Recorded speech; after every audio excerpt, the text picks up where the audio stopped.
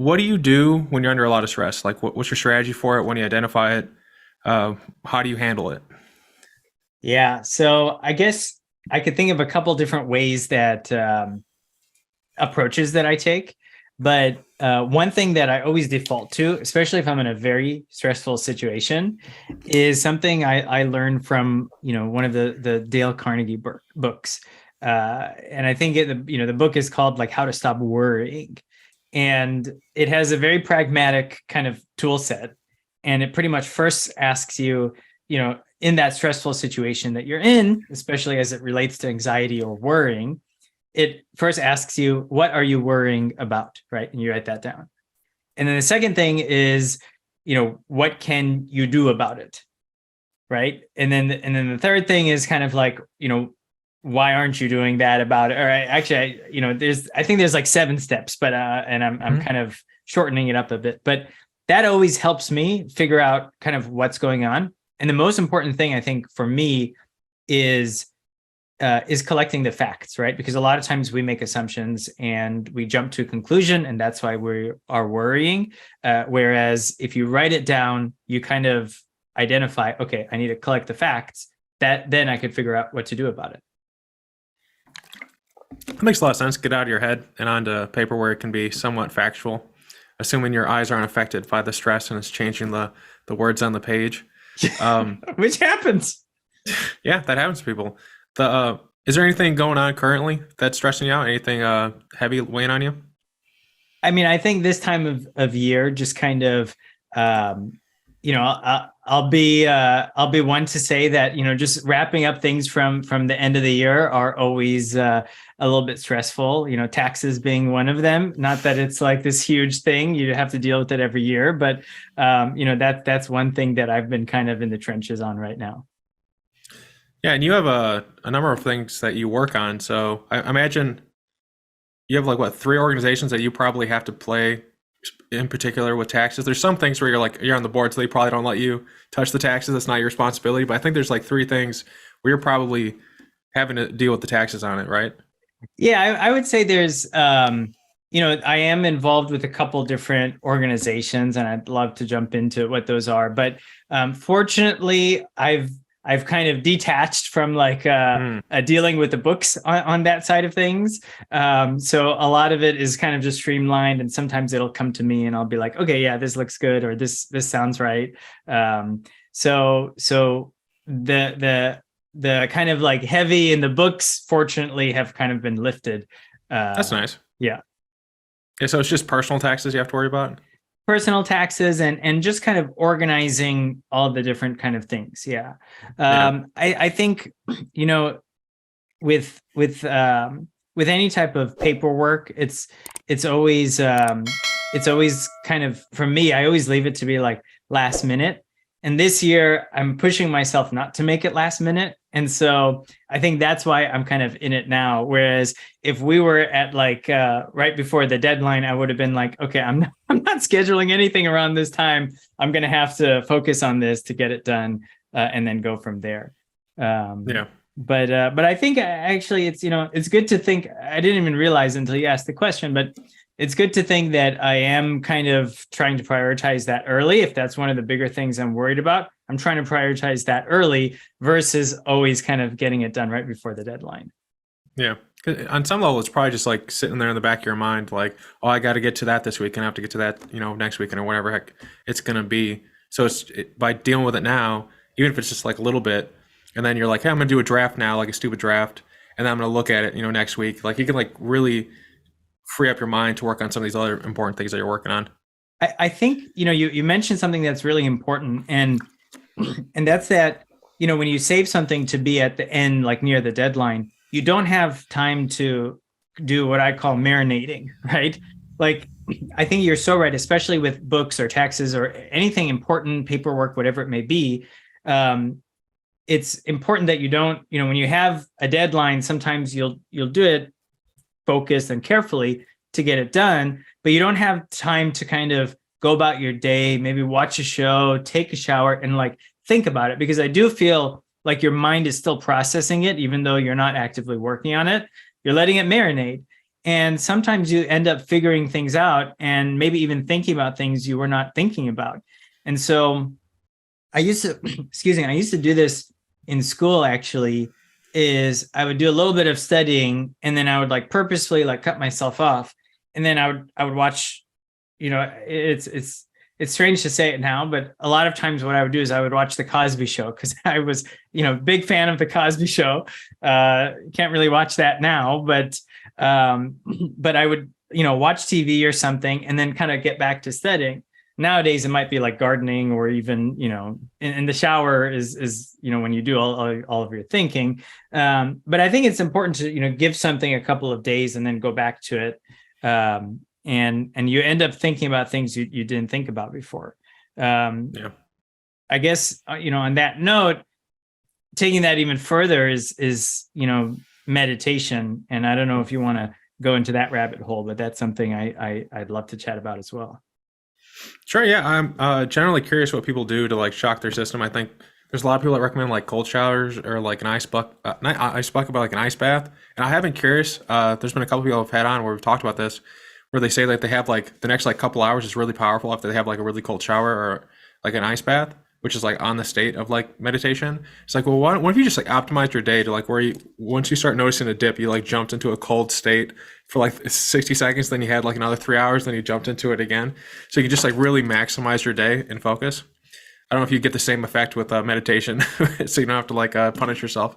Yeah, no, I mean, I a couple of things come to mind. So I've done the ice baths before, and well, no, I shouldn't say I've never done like put ice in the bathtub and go in there. I haven't done that, but I have taken like super cold showers, and it takes a while to get used to, or maybe you just do it at the end of a shower. But I have, when I take those super cold showers, when you come out, and I don't know how it is for you, but when I come out, my breathing is deeper, is heavier. It feels like I just took, I just drank a really strong coffee or something, and it's really exhilarating.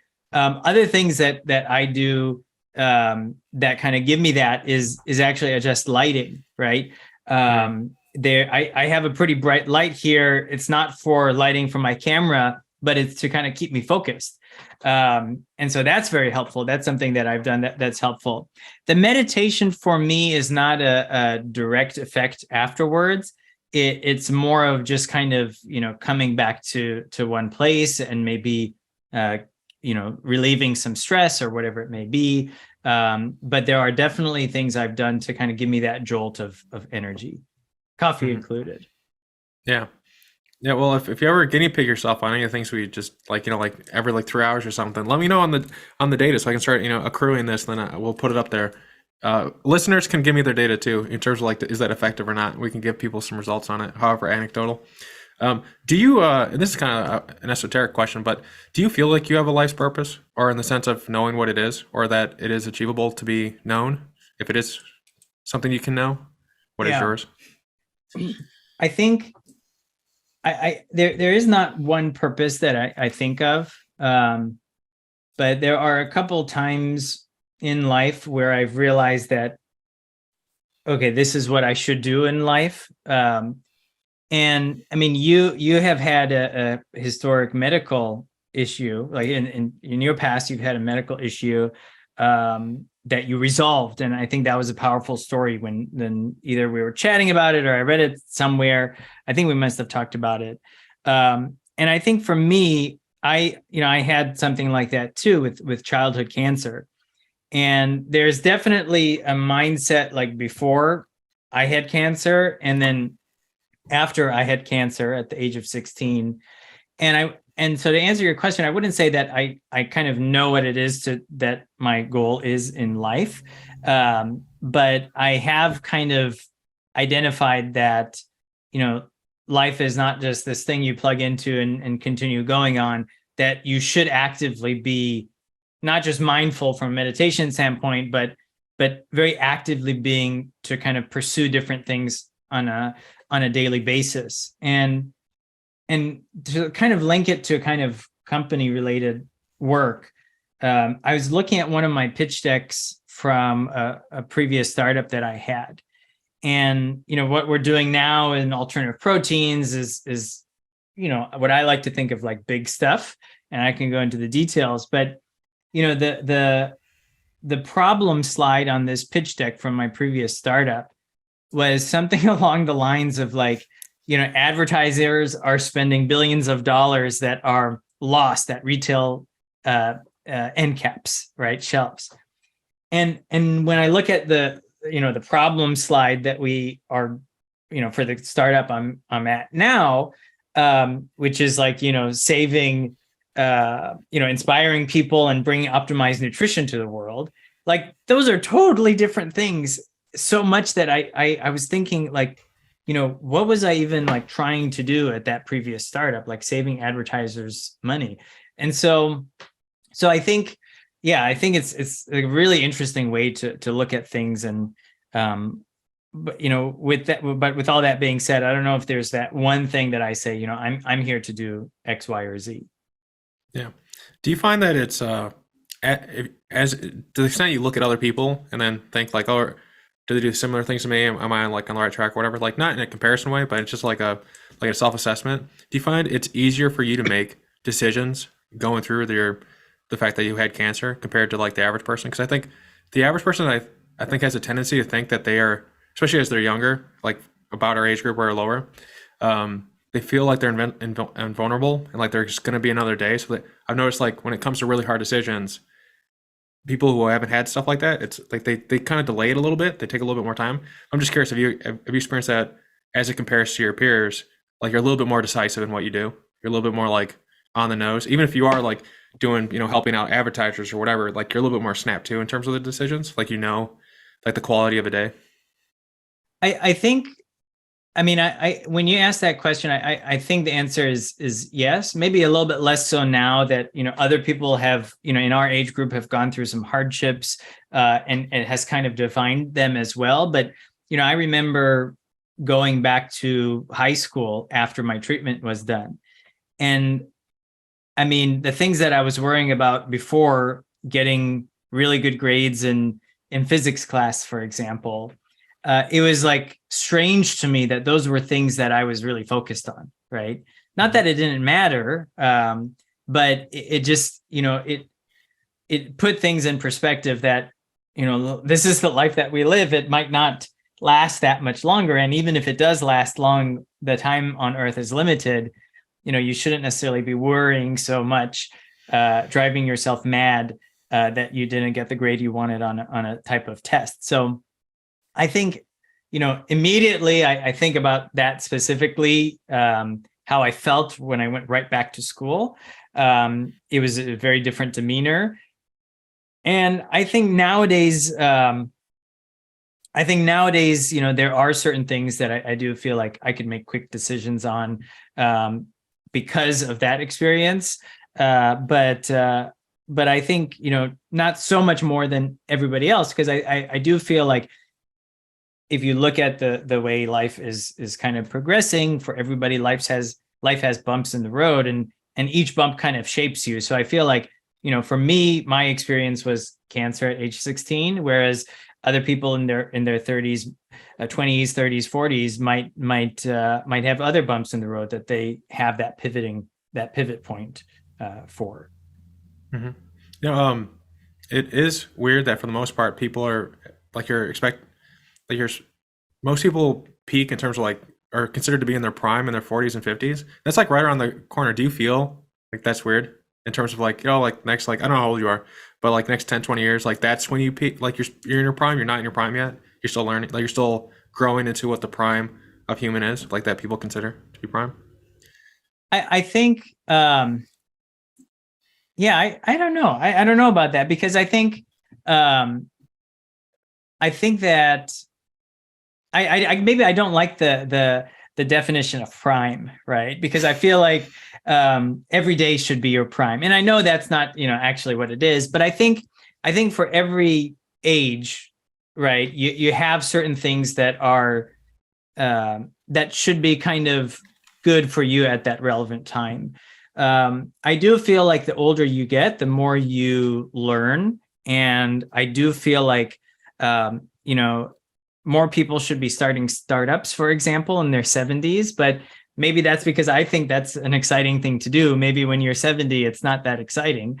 But I do feel like it's really relative, and that you know a prime should not be missed, and maybe a prime is not right now because you're in a slump, but that doesn't mean that you can't be in your prime all the time.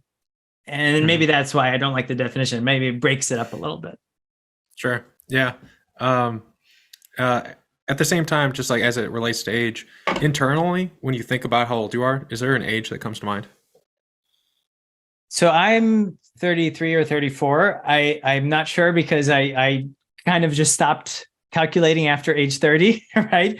And I think that when after the whole cancer thing, I do feel like I was a little bit older than my age, but now I don't necessarily feel that. I do feel that there are other people that are maybe a little bit older or younger, and they're doing same things as me or even greater things as me. But I don't really see that as necessarily a comparison.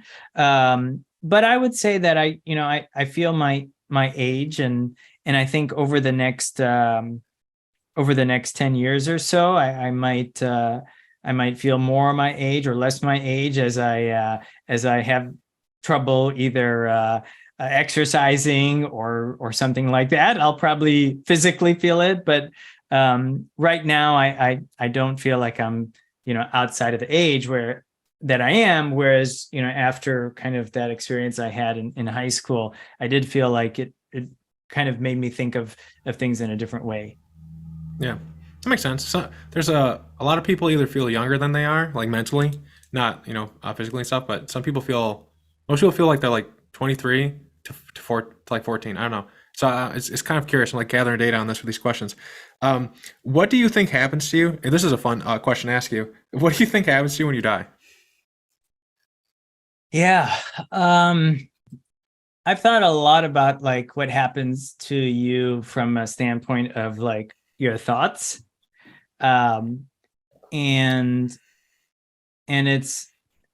I do feel like yeah, this is an interesting question. I guess to answer it as raw as possible, I feel like, when you die, you kind of go into this darkness, but it's not like a darkness where, it's a bad thing. It's a different type, you don't have consciousness. It's a darkness. And I think that's that. I think that you might, I feel like when you're living, right, there are, this idea of others around you that have passed that kind of guide your way. I do believe in that, but not from the sense that there are ghosts and that their consciousness continues going, but more of like you do have memories of certain people that kind of come and contribute to your life when you're living. And so beyond that, I haven't thought about it too much, but what I have thought about is that that you should be aware of that the time you have on this earth is limited, and that one day you will die. And I think thinking about that regularly does kind of ground you a bit. There are a couple different teachings in the meditations that I do that talk about that, but I haven't researched them too much. And I think more people should be less afraid of death, not just from those around them, but for themselves as well. And I think if you do think about that, it actually makes that purpose we were talking about earlier a little bit more, I guess, meaningful, right? That you do have limited time on this earth, and that, although a year or a decade might seem fast or actually long, it is a finite amount of time, and that every day that you have, you should be doing the things that you want. I want to also kind of point back to what you said earlier about like feeling the age that you're in. I remember, when I was younger, I always thought, oh, I'm going to do this later in life, right? And I think now in my 30s, I'm starting to think, well, I don't want to push things off to do later in life. I want to actually start planning, and if it makes sense, maybe do them now. And so that I think is interesting as well. Mm-hmm. So you think that, is it the same dark type of darkness that existed before we were born? So you just go back to that, or is it some continuity of spirit? Yeah, I would say it might. Yeah, it would be similar to before you were born. Yeah, before we were born, right? And there So is probably a clicking point to where you have consciousness, in the womb, where you're thinking, or when you start thinking like, okay, I'm somewhere. Maybe you don't say it like those words in thought, but you have this realization that I am somewhere.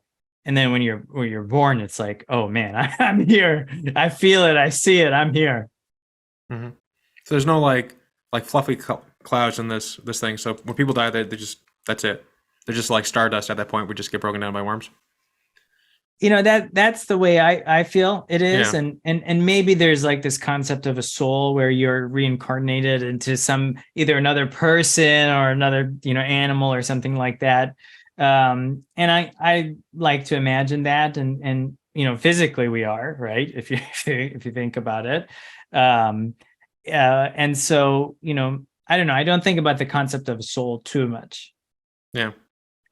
Yeah, it makes sense. There's I think Andy Weir wrote a short story called Egg. If you ever read it, I'd love to hear your thoughts on it.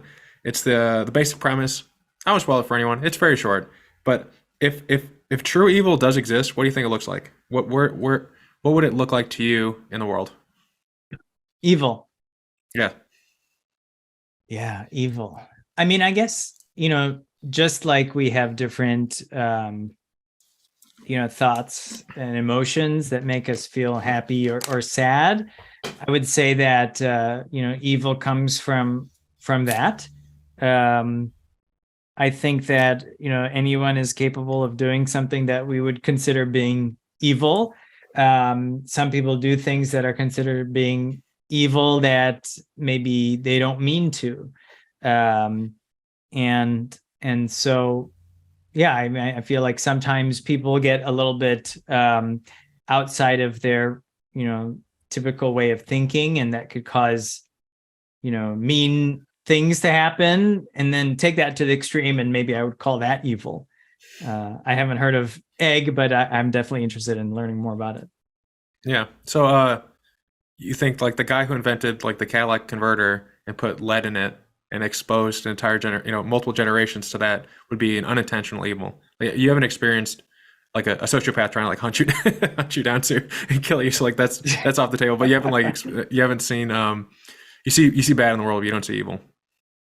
I mean, you definitely see, I guess, this concept of evil every day if you look at the news with mass shootings and things like Yeah. that. The lead example in a catalytic converter, or lead in anything like paint, or even the Roundup debacle or asbestos, that kind of thing. I would, I guess there are evils in that if somebody knew about it and didn't try to stop it, right? That would be a little bit more evil. I think, the example specifically I was thinking about is evil of, let's say you work for a meat company, and you're not looking to slaughter more animals, but that is your job, right? So that's kind of a way to think about this like accidental evil, if you think about that. Yeah. And it was I was talking to Josh Bulk on one of our podcasts, and he said, the people that work at the egg or the meat companies, they don't necessarily go to work every day thinking, how many more chickens can I kill? Right. They do think about, how can we make this business more profitable, and maybe in turn that ends up killing more animals. But I do feel like it's that's kind of like the unintentional evil that I was thinking about. Is it evil if it keeps kids from starving to death? Yeah, Like what I makes mean, that evil, I guess? yeah, I mean, that's one aspect of the business that makes it not evil, right? Yeah. And so, just because, yeah, I guess evil can, in the broader scope of things, maybe that's not such an evil thing, but maybe in other aspects it can be considered evil. I think, Yeah. and I'm not vegan, right? So Yeah. by my own definition, I'm a little bit evil every time I'm eating meat. And I think that, you mentioned a very good point, that there are certain things that actually bring higher weight um, to different aspects of society. In this example, it would be like killing a chicken to save a human, which I believe should happen, because us humans need to look out for each other. There are these concepts in the animal welfare industry of, I think it's called speciesism, where it's not good to put other species down when when it comes to like eating meat and things like that. But I don't really agree with that. I haven't looked at it. Excuse me. I haven't looked at that or studied those philosophies too deeply. But if there's given a chance to save a human versus an animal, I think it's a no-brainer, unless it's somebody that is definitely downright evil, that you'll save that human over the animal every single time. Yeah. Do you so do you want animals to not be killed at all?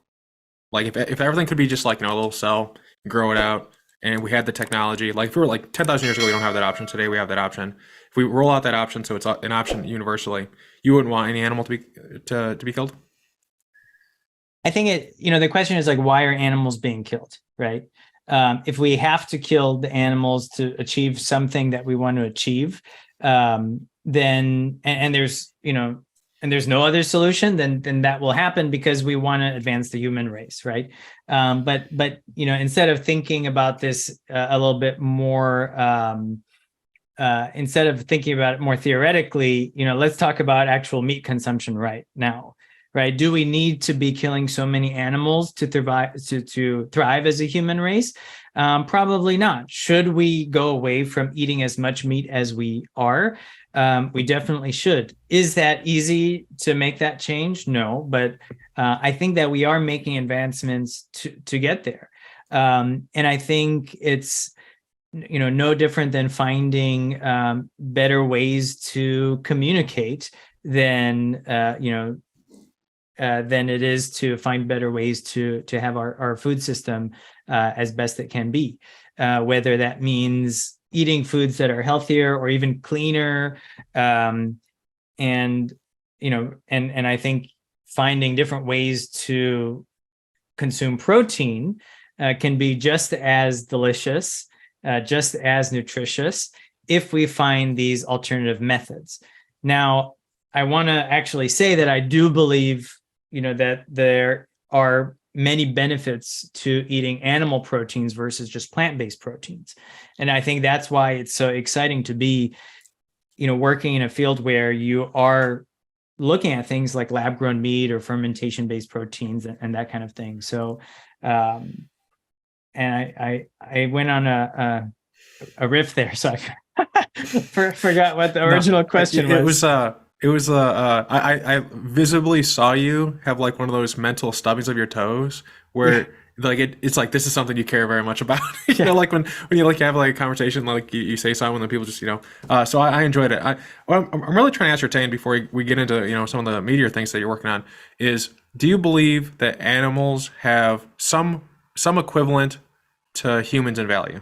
Like like if humans, like some people think that animals should be on the same rank as humans in terms of like how they're appreciated and how they're treated and stuff like that. So I'm just kind of trying to get a sense, because you eat animals. So I mean, I doubt you'd eat a human for a variety of reasons, I hope. So I'm just kind of curious, like, do you value them? I guess another way, if you want to like look at it from numbers, I don't know if you'd want to, but like how many how many cow, like if there's a train coming down the tracks, you have the lever, there's a human on one side, and there's how many animals need to be on the other side for you to pull the switch and save the cows and let the human die? Yeah, I mean that's a really good way to set up the example. I don't know if I could think of any number of animals that Hmm. would be worth sacrificing a human life. That's interesting. Um, Yeah. So, I mean, if it's, yeah, I mean, in this raw example, if you're not thinking about all the other factors, right? Like, will people starve if that many animals die and that kind of stuff, right? I think, humans should look after humans, and I think Yeah. other animals should look after other animals, and they do. Which is why Yeah. it's so crazy Makes sense. that there are humans slaughtering humans out there as well, right? Yeah. But yeah, What? I do believe that we need to look out for our own. Yeah. Makes sense. So a similar type of parable. If so, there's a person was murdered, and there were four people near the murder site that got picked up. You're the judge, and three of the people definitely committed the murder. Like God whispered this in your ear. Three of them did it. One of them did not. Is a completely innocent, was just sort of walking his dog. The punishment for murder is you get hanged, um, and or all the way down to, like, if you just say them all innocent, they go away. So, but you have whatever punishment you give goes to all of them equally. What punishment do you give the four people, knowing that one is innocent and three are not? Yeah, this is again, if we're looking at it just at this example, Yeah. I think and what I forgot, what did they do? They killed a human. Yeah, they killed a human. Like, well, they did more than that in the example I'm giving, but like, I don't want to like say the R word and stuff. So like, they did very inhumane things to a Yeah. human. Yeah. The three people, one of them was just walking his dog, having to get picked up. But you don't know. You Yeah. have to give a punishment uniform. So, like, as an example, you could say, well, I averaged the guilt of the four, and now they're all getting 20 years in prison. I don't know. But I'm just curious what your thought process is to arrive at the judgment, and what your judgment is. Yeah. Well, I originally I think you said get hanged, right? So Yeah, so that is the actual punishment for killing and doing these things yeah. in this time of Hammurabi, is to you get killed. So like, if you want that punishment, they all die. They all get hung. Yeah. I don't know. I mean, this is a tough one. I'd like to say that, again, we're looking at the raw example. But I don't know if I could make a decision here, because, you don't want somebody who's innocent to die. Yet you don't want, these evil folks to kind of walk away scot-free. In the back of my mind, I'm thinking, well, if these people are doing these bad things, then it'll catch up to them eventually. So if you let everybody go, then eventually they'll get caught, but then you risk more bad things happening. But I don't know. I think for this one, I will have to pass. I can't really. You can't pass. You got to get. You can't pass. It sounds like you can't pass. I want to hear your answer. Yeah. That's what's fun about it. Yeah, this is tough. You can set them all free. There's no no one's gonna hit you with a stick. You can do whatever you feel is appropriate. So we heard your logic. Now you just need a decision. Yeah, my original thought would be to set everybody free, because it'll come back to those that do bad. That's interesting. So one innocent life to save one innocent life, right? Yeah. That's my initial thought. Yeah. Because I guess two things will happen. One, they'll do something bad again, and although there'll be repercussions, then they might get caught. Or two, they might not do that again. And although it was very bad, what they did, then they won't do it again, right? So I don't know. This is tough. Yeah. Some longtime listeners are gonna be like, "Why is Lowell asking these questions?" And it's because in our preamble, we talked, and you were like, "Please stay away from deep scientific questions." So I was like, "Well, philosophy sounds fun today." Yeah. But at the same time, it's I don't know. I think they're interesting questions. I don't normally get to ask these questions outside of like a party setting. As you can imagine, like how much fun it might be to ask, like, are you freeing or killing people today? So, well, I think what would be interesting is looking at some of the different philosophies for doing different things, right? Mm-hmm. And it's fun. Yeah, and maybe historically also, why certain things are the way they are. I think one thing that as you were asking that questions, it made me really appreciate the judicial system, right? That there is this kind of process that we have for this, and although sometimes things might go one way or another, there is a process. Yeah, our justice system is based off of this question. How but there is a number of innocent lives people are willing to sacrifice for some semblance of justice. Yeah. So, like that's the interesting thing about it. It's actually quite an interesting parallel between the justice system, or really any system, like the FDA, any regulatory approval. It's how stringent this needs to be to like stop innovation and potentially cause harm at the same time. Right. Fun questions. Like, there's no real hard answer. It Yeah. just comes down to people. I think you also think about it, when in war, right? There are always Yeah. a number of casualties, right? Innocent casualties that are involved. And with any type of kind of decision, there is a number of there is a threshold, right? Hopefully that threshold is not 25%, which is what it was in this case, but there is a threshold that I think I guess depends on the situation. Yeah. My answer is always kill all four. So, anyways, what can you explain what I've never heard the title said. So if you could help me with this, is it Balletic Foods? Balletic? Yeah. So Balletic Foods, based Okay, I'm off saying it of right. based off of ballet. So something that That's what I thought. Okay. is balletic comes from ballet. I talk to people in China, in the Middle East, and there's like 4 or 5 different ways to read every word now, and it like trips me up. And I'm always very clear on trying to answer things. But anyways, so in terms of the food system of what does Balletic Foods do for the people who are just now hearing about it? Yeah. So Balletic Foods is an alternative protein startup, and the goal, or kind of the mission of Balletic Foods, is to, one, inspire people. I think it was very important for us to have that in there. Inspire people, and to make optimized nutrition universally accessible. And so our focus is on optimized nutrition. What does that mean? Optimized nutrition is that nutrition is, for example, in the case of protein, eating a protein, how much of that protein is absorbed in your body before it's kind of, shedded away, right?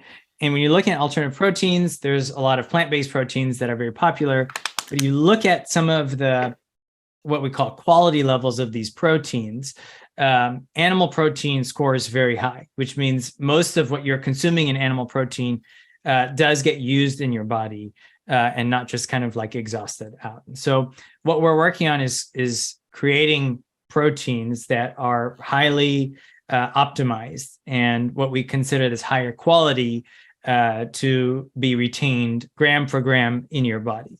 And so that's the focus. And the company is just about, I think, 18 months old or so.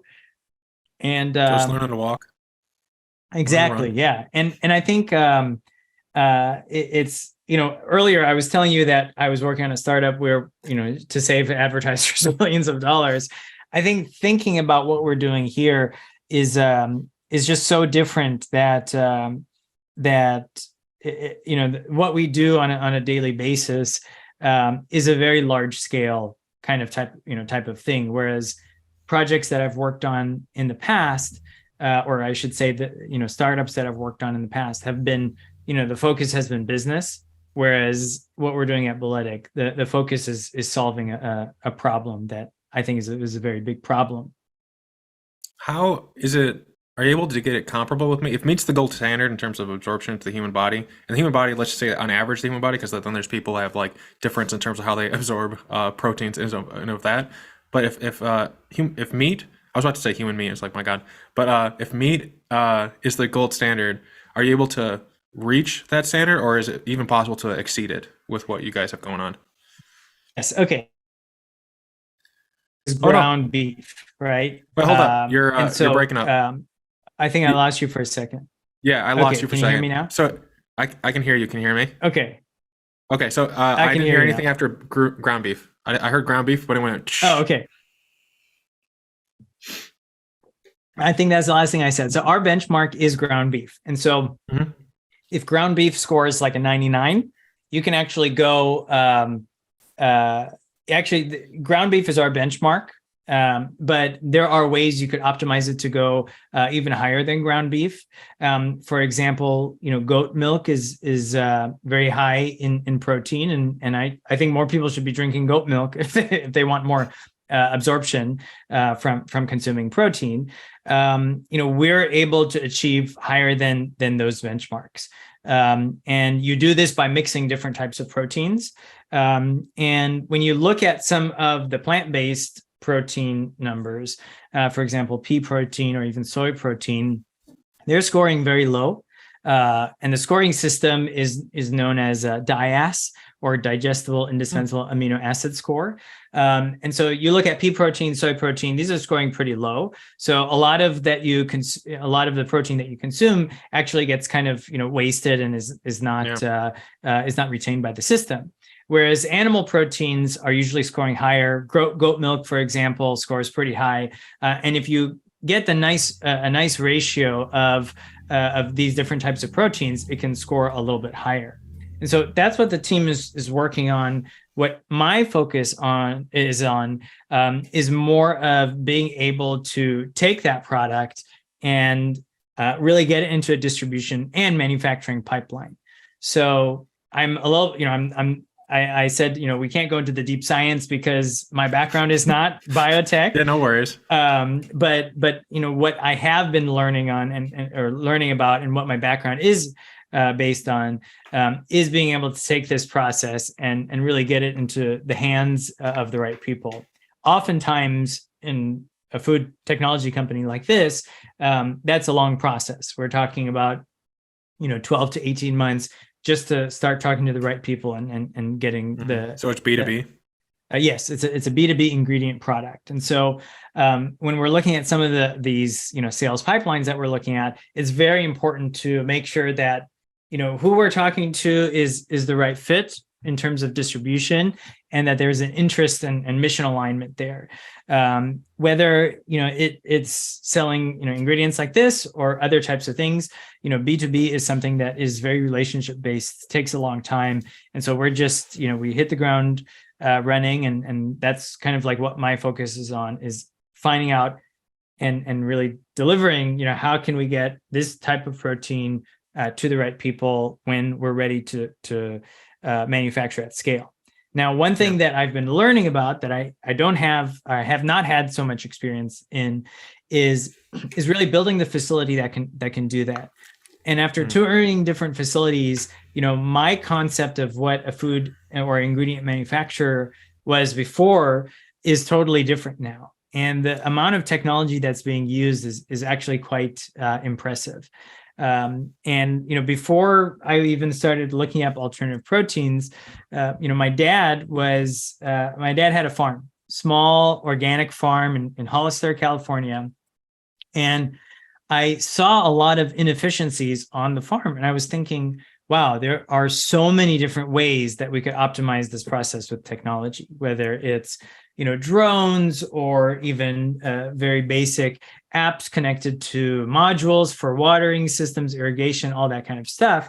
And what I've learned is that there are so many startups that are very deeply invested in pretty much automating farming. And so, you can imagine, a large-scale 3D printer on 2-3 acres of land, planting and harvesting. A lot of that technology is done. That's what kind of originally got me interested in going into some sort of food tech. Fast forward now, seeing how maybe a little bit further down the pipeline, ingredients are being stored and packaged and processed. It's a really, really exciting thing, such as, you'll see huge factories that don't have more than 5 or 6 people working there at any given time, because so much of it is automated. And I think at Bolletic, we're definitely, as of now, quite a ways away from that, but we're starting to plan what it would look like if we are producing X amount of our protein in this very large scale. And I think from the technology person inside me is super excited about that, because not only is it a field that's already very advanced, but I do feel like there's a lot more advancement that we can bring to the table, and that's what I'm excited about. Yeah. Where does the protein come from? Is it like rhiza, where it's mycelium, or what? Yeah. So a lot of that is above my head, right? Goes over my head, but there are a couple different microorganisms that we are using to find the best. So from yeast? I think it's beyond yeast and a couple different things. And I listened to your podcast with Paul, and I actually learned a lot about fungi and what fungi means. But yeah, that a lot of that goes over my head. Yeah, everyone knows that fungi is just a good person to be around. So yeah. But it sounds like it's like a genetically engineered yeast that then produces the protein that you probably derive from goat milk, because you keep referencing that. I'm just like looking between the lines and what you're saying and trying to guess where it comes from. You're right in the general process. We're not doing anything with goat milk. I think that's just kind of like an outlier that I think is interesting okay. if you look at the numbers. But yes, and so there is additional literature about questions like, is it genetically engineered? And answers like, GE is used, or bioengineering is used in the process, but the final output is not, GMO and that kind of thing. But those are all things that we're optimizing and developing right now. Yeah.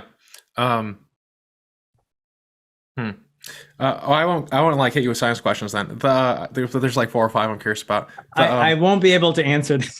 Yeah, no worries. and not just because I can, but also because that's not where I'm focusing. No worries. No, yeah. I mean, we started with some really fun questions like where do you go when you die? So it's all right if we have to like table some of these ones.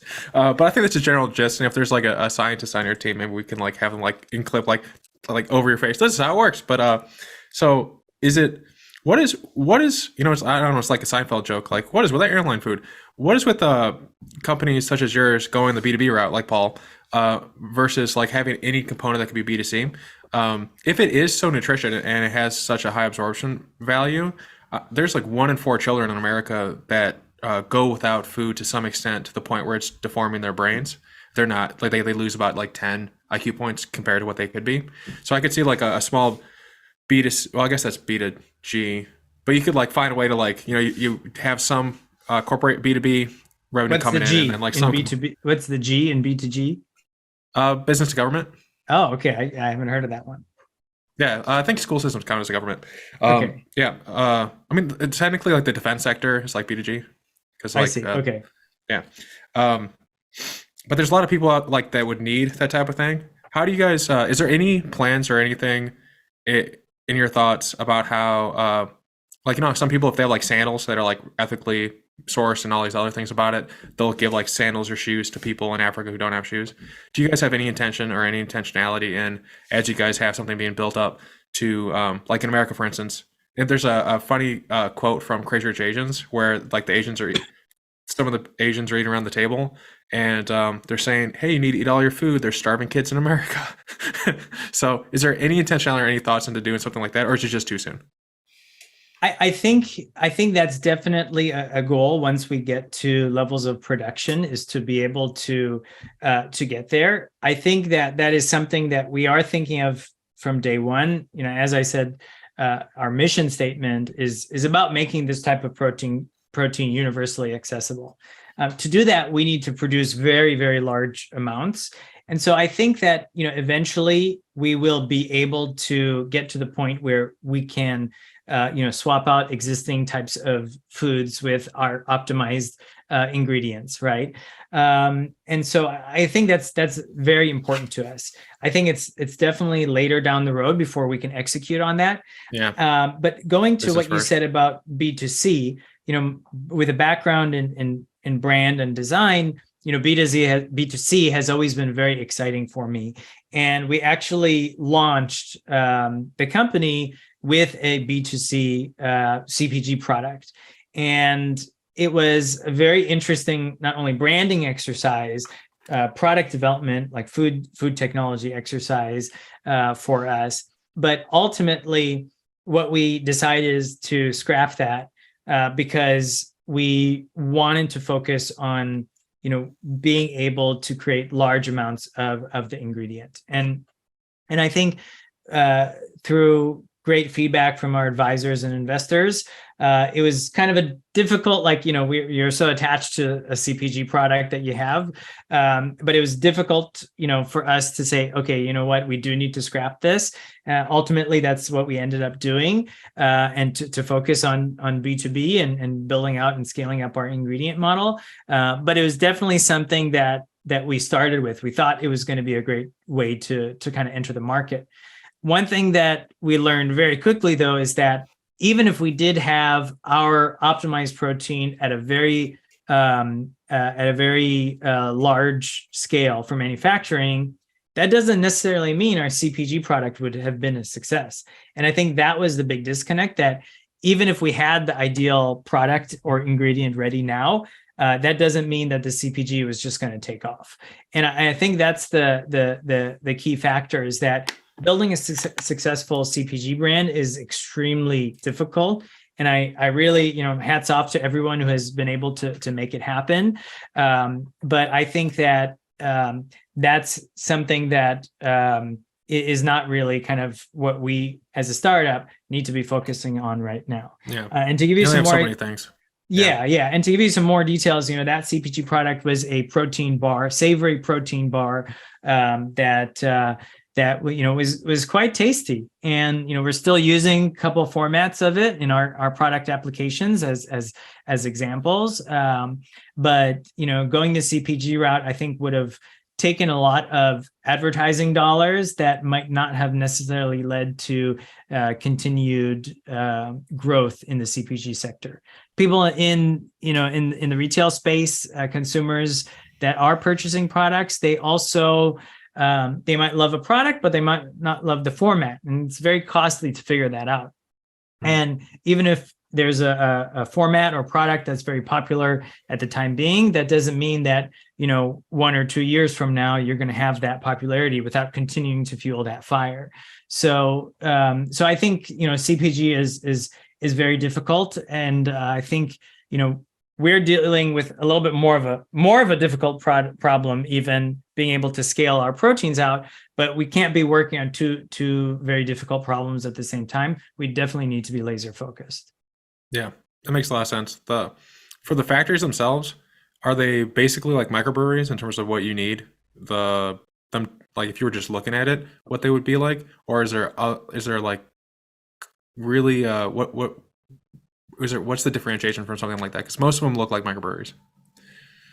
Yeah, so I mean, it'll look like a microbrewery from the standpoint that there will be fermentation tanks, right? Mm-hmm. And so I think that but with in the same example, you go into many different types of ingredient companies, and you'll see fermentation tanks, right? And so I think it's a good example to use when you're talking to people about what kind of food and ingredient manufacturing looks like at large scale. But I think that what is even more interesting is not only how the process works, but how you can lower costs of that process. What we see different types of food and ingredient companies do is strategically locate their facilities next to the source of the input source.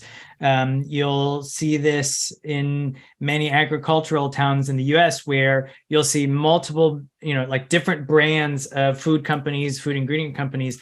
Not only do they build facilities next to each other, they also have pipelines into each other, because they'll use their raw inputs for their process. And I think that's something that is even more interesting and exciting in terms of scaling up the process, because when we're talking about very, very high volume, every really cent off the total cost will matter, and I think that's another thing that will really be a part of our long-term approach, is being able to optimize that as much as possible.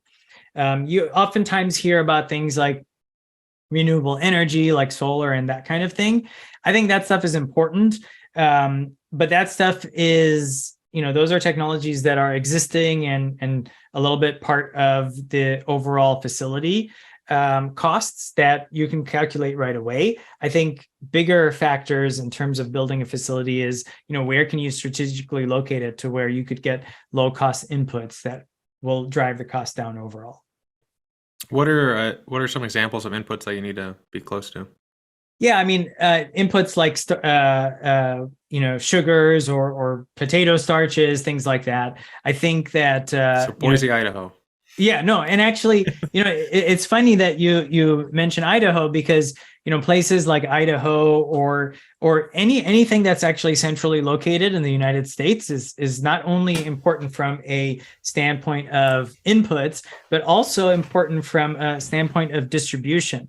Because in a perfect world, everybody talks about having very many small kind of like distributed microbreweries, if we're using that term, and that way there's less travel time to the overall destination.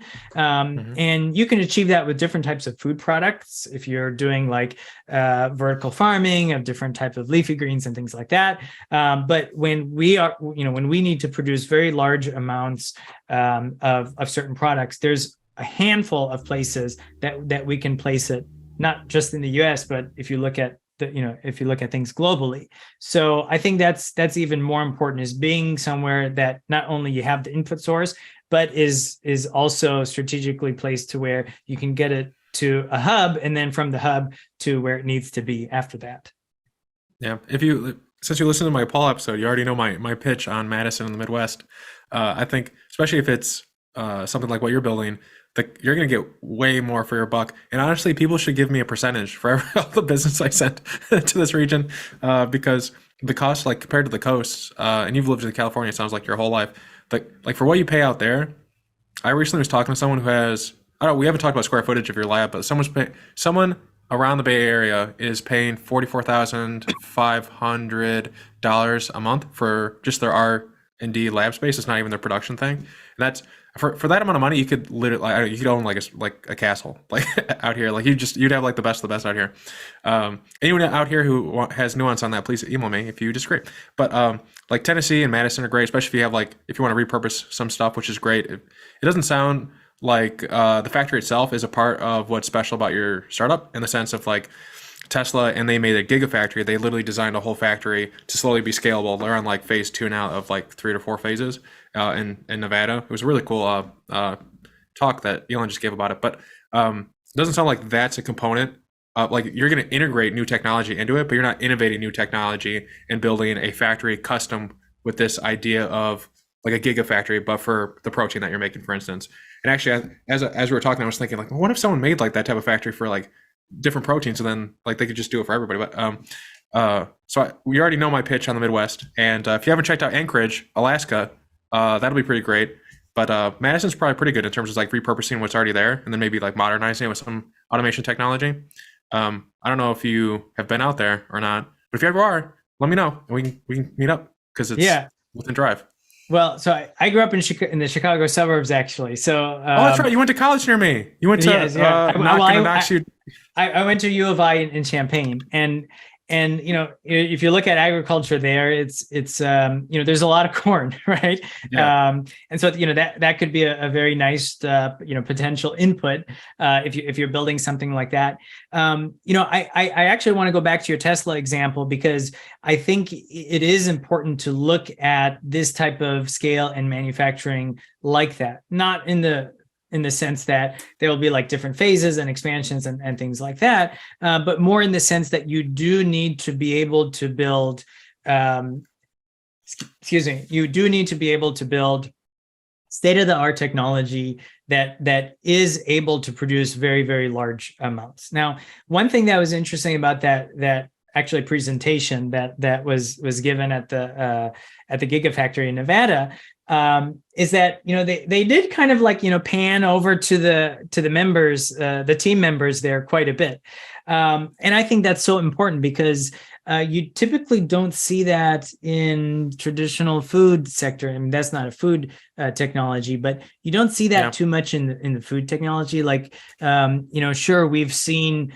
maybe tours given on how it's made on maybe some sort of food product, or maybe McDonald's goes to their chicken distributors to prove to us that the pink slime is not actually part of the process of creating chicken nuggets.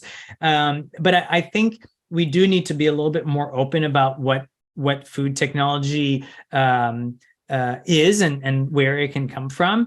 I think companies in the cultured meat or cultivated meat space do a very good job of that at these early stages, offering tours or kind of like having more openness into what their facilities look like. I think that's very important. And so, yeah, exactly. And I think we will see more examples of that as different groups start building more facilities for alternative protein production, and I think it's very important. And I do think, for example, being in anywhere in the Midwest, I think is a good place to be. Yeah, I mean, if you wanted like distribution, you probably should pick Tennessee, but Madison probably has a lot of stuff that you need, because it's like the microbrewery capital of the world. In fact, Wisconsin is so much more likely to the population there to binge drink than anywhere else in the United States. To binge drink? Yeah, they didn't want to raise the minimum age for drinking, but then the federal government like cut off funding until they would move it. They just love their alcohol, so they love their microbreweries. It's like the capital of the United States. So this is what you have going on here. You're building out a team on this. Is there anyone you're missing that you need? So yes. So we're always hiring, and I say that because it's ever so true. In my previous startup, we were working on Android development. We literally had a job postings for senior Android developers all the time, because you never know who's going to come along that could radically change your business. And we've been in situations in that startup where we needed somebody really fast, and we did rapid hires to finish a type of project. In the food industry or at Balletic Foods, we do need a lot of different types of roles. And so right now, what I'm doing is I'm focusing on product development and also sales. And so if there are any food technologists, food scientists out there that are listening, we would definitely be interested in chatting with you. If you go to balleticfoods.com/careers, there's a series of job postings there. There are some R&D roles as well, but again, that's not kind of what I'm focusing on. Product development, and we are doing quite a bit with software tooling to optimize some of the processes that we have in the lab as well as the kitchen. But yeah, so check out balleticfoods.com/careers. I think that what you were saying earlier about location, for example, Anchorage, Alaska, I think that would be a very good quality of life if you were working in Alaska and working at a facility there.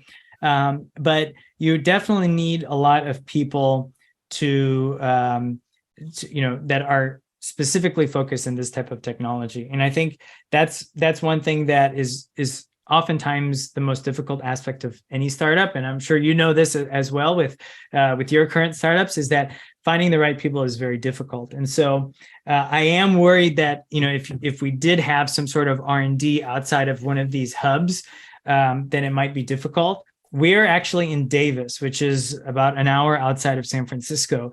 And even though there's a great university here, a lot of good agricultural technology here, it's still very difficult to find the right roles and people that are interested in working with us for an alternative protein company. And so I think that's changing, but I think that I think in the early days, location is very important when you do need to find some of those key hires. Not saying that they're not in Madison, but right now, this is where we are, and I think it's important. Yeah. You don't want to pay for someone to move out. That's just like an unnecessary expense, like especially if you're like being conservative with your money. But at the same time, the Midwest is literally where all the food comes from. So there's probably a lot of food scientists out here that would probably move across.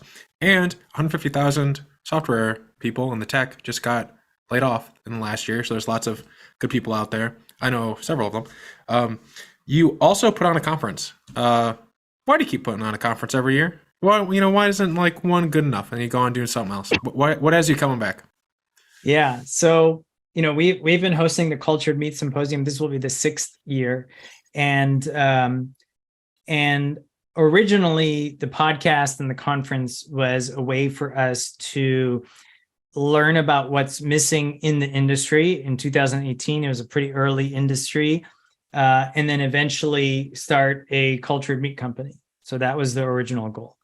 After a couple of years of learning about the industry, we identified that there are a lot of great startups that are working on solving the problem of cultured meat. And that's where kind of the idea of Balletic Foods came about. So Balletic Foods, not being a cultured meat company, is creating protein in a different way, whereas cultured meat companies are now thriving, having tastings, starting to go into larger parts of production. I think that's really exciting. For us, we are still very connected to the alternative protein scene in general. And the conference allows us to kind of keep our eye on the ball and see where the industry is going. Now, sometimes people ask us, well, why are you just doing cultured meat? Why don't you touch other types of alternative protein as well? And our focus is pretty laser focused on the Cultured Meat Symposium on cultured meat or cultivated meat.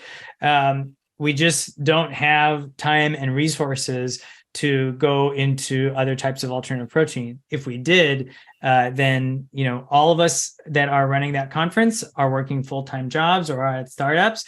If we were to expand the reach beyond cultured meat, it would take a lot more resources. Now, we've talked together about what we could do to maybe expand that, but I think now all of us are kind of more focused on our individual startups and things like that. So Cultured Meat Symposium is something that we're really excited about. Every fall we're starting to see a lot of growth in that sector outside of just the traditional alternative protein or biotech folks that are involved. And we'll see how long we keep running it. But so far, it's been really interesting and a good exercise for us to run it. Yeah, makes sense. I haven't gone yet, but that's mainly because I am a turtle and I don't go out much and I'm very slow to do things. But I do want to. I'll come around. Especially this year, I think I'll be traveling more, which should be fun because I have a bunch of in-person interviews planned. So we've anything. So you're doing sales and for your food startup. What are your if you can't talk about sales, like what are some of your objectives for 2023, just in terms of like what you're working on? Yes, for Bolletic. Yeah. Yeah, I think for Bolletic, one of the things that's important for us is to be able to find groups, organizations that are interested in experimenting with our different types of protein product lines. And so it's not part of our long-term business model, but we are looking at some maybe smaller players or even restaurants or restaurant groups or chefs to be able to start playing around with it. We have a commercial kitchen that we're using to develop different types of products and product applications, but we've only done kind of testing on that internally. So one of our goals for this quarter is to be able to get it out and have some external folks play around with some of the early samples that we have to kind of see if we can get any additional feedback. So that's one thing that we're doing now. We're going to be fundraising later this year. So I think as much data as we can collect now and also connections that we can make now will help us with kind of this next round of fundraising that we'll do, I think is important. And so that's kind of, what my focus is on now, really kind of finding different groups, organizations that are interested in sampling and playing with the different types of proteins that we have. Do you have some form of like letter of intent that they sign to like show the VCs, or how do you handle that type of thing? Yeah, so I mean, it's the relationships that we have with the folks that we're talking to now. I think at any time we can say, "Hey, get this LOI or MOU signed," and we have a kind of a goal to share that in our data room with investors later. But One thing that I've learned is that the relationships are a lot more important than just some sort of LOI. There will be investors that say you need LOIs, and there'll be other investors that will really ask you, like, okay, who are you talking to? How are they? How much are they interested in, that kind of thing. Even if there is an LOI signed, that doesn't mean that's going to lead to any type of direct sales, especially when our product is not going to be ready at a very large scale for quite some time. That is something that we are looking at, of course. And I think there are different types of investors. I think in the alternative protein space, there are a lot of investors that do come from like the animal welfare space. I think at first it was interesting for us to kind of approach them, but the second or third slide on our pitch deck is literally says that animal proteins perform better than plant-based proteins, and so we quickly realized that, okay, they don't like that we're saying that animal proteins perform better, but then again, we believe that we have data to kind of showcase that, and so I think for us it's really interesting to find the person, investor or investment group, that is really interested in our mission, that may or may not be someone who's mission aligned. And when I say mission aligned, I mean like animal welfare mission. But everything that we're doing, from now until the fall, will be focused on really building a data set to showcase not only what we're doing in the lab, but how we can have a good output on sales. And I'd love to chat with you about, I don't know if there's more time, but what a clean sales process looks like, because a lot of times it's one of the things that when we're trying to look for SDRs or sales development reps, there's this misalignment, and I think knowing a good sales process is really important. Yeah.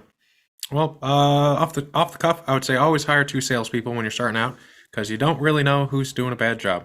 But how much money do you need to raise? Oh, go ahead. I was going to say, not only is that good advice, but it also, oftentimes people say that develops some sort of like competition amongst the two, and competition it can be healthy in a workplace, but when we're looking at some of the goals people have from a sales standpoint, the outreach for some people is like, oh, I'm going to make 2 or 3 calls per day or outreach a day, and the fact that people are in sales saying that they're going to make 2 or 3 is quite crazy.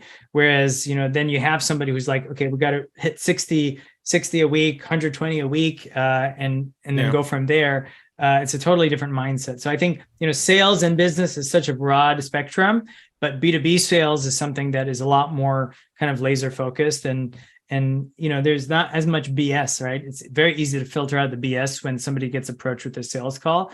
Whereas if someone is actually interested, they're going to respond, and yeah, I think it's interesting. Yeah. Well, one thing that I do is when I'm talking, when I have something new that I'm working on, I'll call up people and I'll say, hey, this is what I'm doing. And if they politely entertain the idea or say no, I'm like, great. And then I just say, have a nice day. I'll talk to you later. But then the people who spend the next 40 minutes telling me how bad they need what I'm building, it's like, great, I'm going to sell you what I'm building. But 2, it's just a general joke answer that I hear good things about. But for your startup, how much money do you need to raise, and what will be the result of raising it? Like, what would be de-risked in the company? It would be like factory beta or something? What was the second part of that question? Yeah, what would be the result of the money? What would result from it? Right. So as of now, we have brought on what we call an accelerator round. So we're going after a pre-seed round of $3 million in the fall. And that will really allow us to take the process that we're doing in the lab right now and take it to the next level. What I mean by next level is building more and also fine-tuning and optimize that even more. Again, that's a little bit separate than what I'm doing, which is kind of finding customers for that long-term vision when we are able to produce more. But the initial kind of pre-seed funding will be used for what's going on there in R&D. And earlier you were mentioning that cost per square footage is very expensive, and we're seeing that now as well. And one huge benefit of moving out to Davis versus being in the Bay Area, Of course, you have the issue of talent, but it's like a fourth of the price than it is the Bay Area, right? I know it's cheaper maybe if you go out to the Midwest, but even saving that much is really important when San Francisco is just an hour away. Yeah, you can bust people around. There's a startup that I know out there that I convinced them.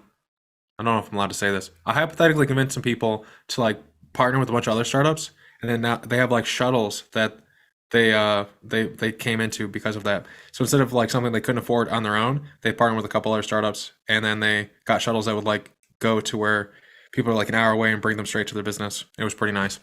Where normally you'd have to be like Google to afford something like that. So there's a lot of opportunities, even if you are an hour away, to like get great people coming out your way. So that's kind of Balletic. Is there anything else about Balletic that we haven't touched on that you guys are up to?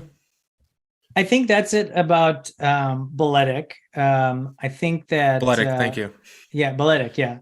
And maybe one thing that I'll end off on Bolletic is where the name comes from. And so ballet, as we were starting to look at it, ballet is this art form that requires intense focus and dedication. And the early stages of being in the lab on the R&D side, that's what you need. You need intense focus and dedication. Being able to go in whenever your samples are ready, not just when it's convenient to go in and that kind of thing. And I think that was what was really interesting for us. Of course, we also like the idea that ballet is a very high intensity sport, and when we're building optimized nutrition, especially for protein, there's that kind of relationship there. But ballet requires high intensity and focus, and so does Bolletic. Yeah. Well, my only thought on the name is don't have like a woman whisper it in a commercial, or else you're like really close to Gillette. But I'm gonna write you that said down. that, No.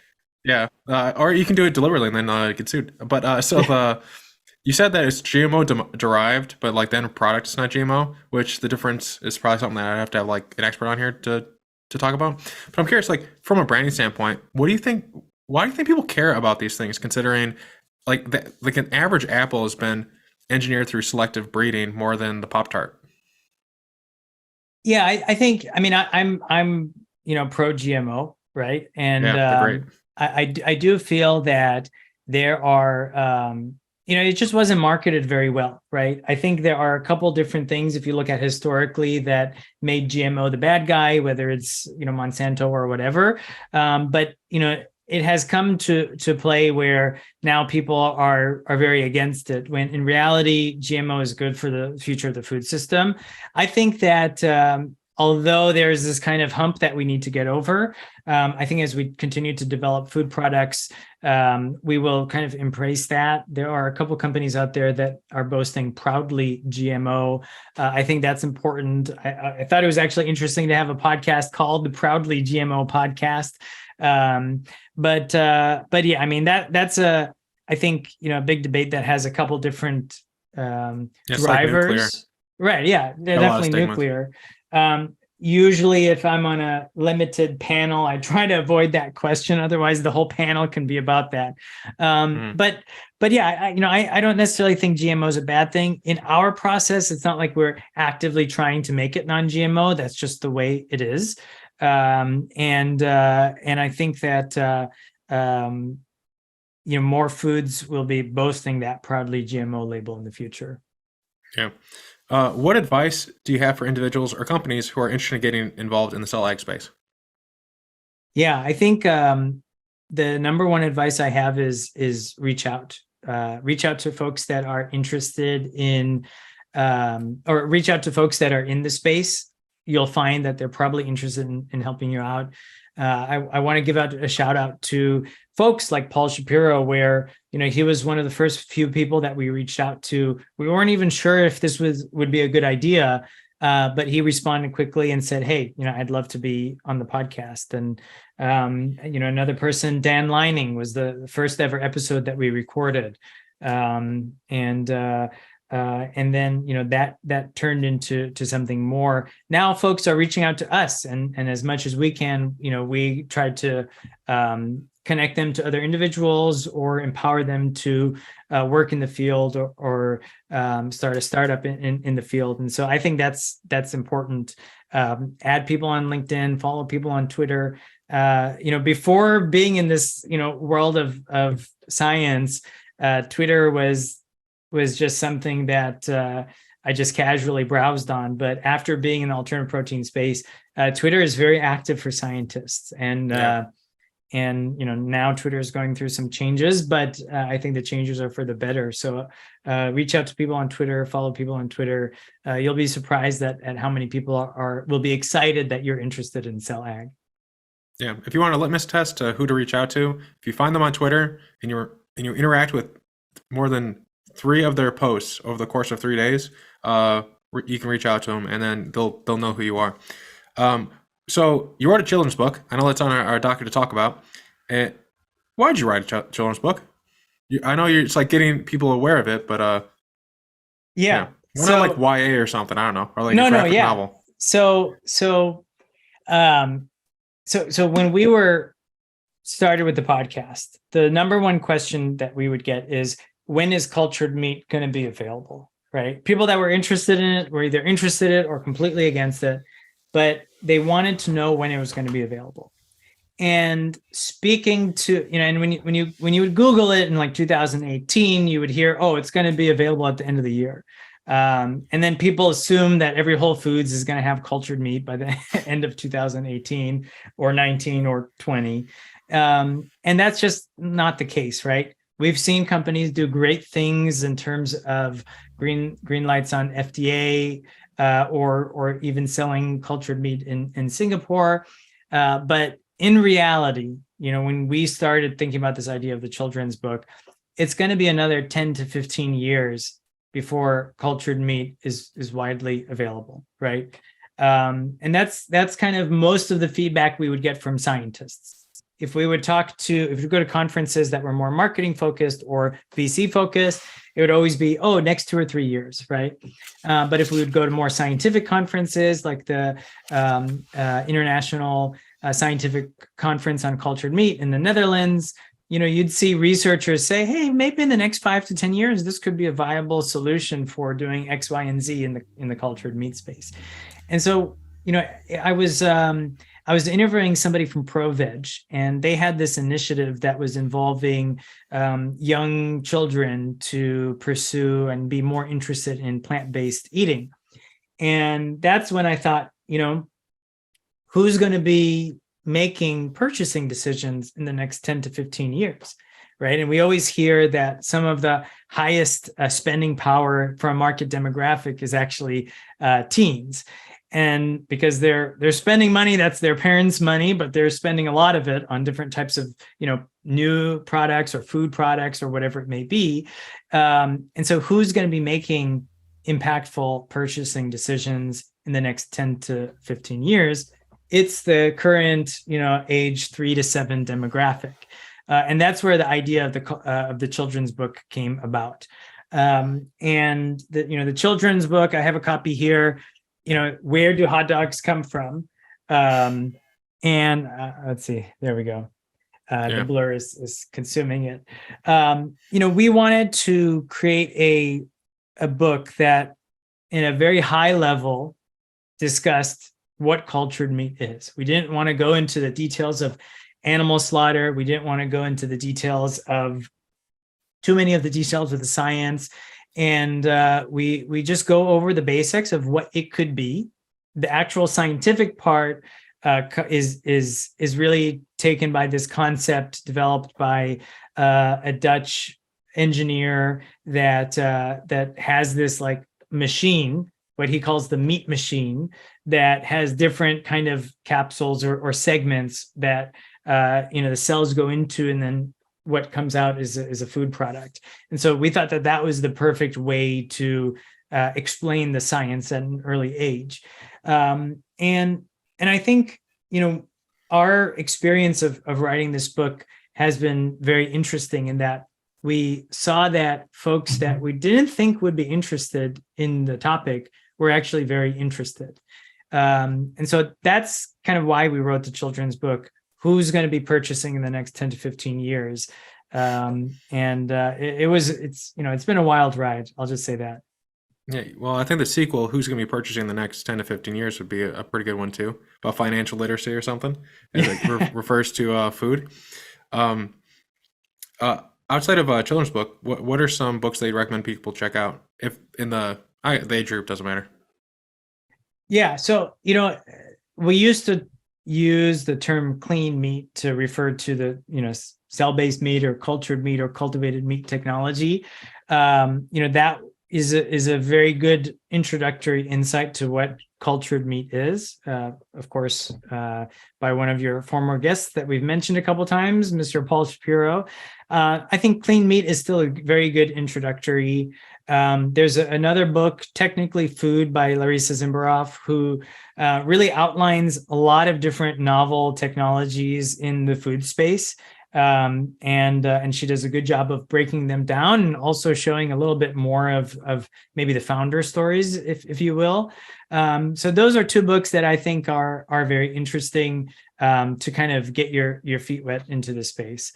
I think there are a couple others that are out there that are specifically related to cultured meat, but I haven't done too much of a deep dive into them. But yeah, those are two books I would recommend. Anything not in the space? Just a random book you recommend people check out? Well, I mentioned it earlier of the Dale Carnegie book, but I highly recommend, if you haven't already, How to Win Friends and Influence People, because anytime you're working at either a startup or even any type of professional job, I think it's really important to kind of think about how other people are putting yourself in other people's shoes to kind of come together for a common goal. So it sounds cheesy, and it's I think has sold more copies than the Bible or something like that. But in our in 2023, it's oftentimes overlooked. So it's definitely something that is a timeless book to look into. Sweet. And then I think you already gave the website earlier, but with /career. So I think just checking that out would be good. Is there anything else that people should check out to stay up to date with what you're working on? I think that's the best. We are starting to put together all of those resources that we've accumulated over the years on futurefoodshow.com. We're actually preparing to launch a new portal for that, where you can access some of the videos and recordings from the Cultured Meat Symposium, some of the data that we've collected, different types of case studies and ebooks that we've put together. So futurefoodshow.com is going to be a good place to go to find resources. And then we also link out to other resources there as well.